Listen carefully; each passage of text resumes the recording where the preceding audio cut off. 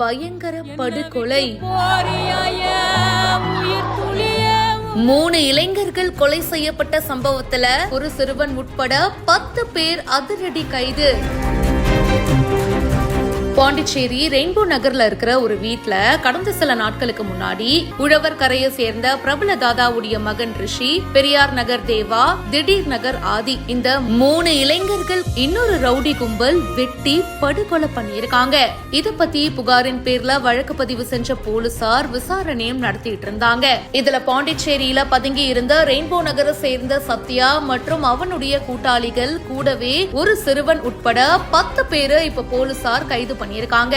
கைது செய்யப்பட்டவர்கள் கிட்ட இருந்து கொலைக்கு பயன்படுத்திய செல்போன்கள், ஆயுதங்கள் மற்றும் இருசக்கர வாகனங்களை இப்ப போலீசார் பறிமுதல் பண்ணிருக்காங்க. கைது செய்யப்பட்ட முக்கிய குற்றவாளியான சத்யா மீது ஏற்கனவே பாத்தீங்கன்னா பல வழக்குகள் இருக்கு. எல்லாரையும் நீதிமன்றத்துல ஆஜர்படுத்தி இப்போ மத்திய சிறையில அடைச்சிருக்காங்க. இந்த சம்பவம் அந்த பகுதியில பரபரப்பை ஏற்படுத்தி இருக்கு. இத பத்தி உங்களுடைய கருத்துக்களை ஷேர் பண்ணுங்க.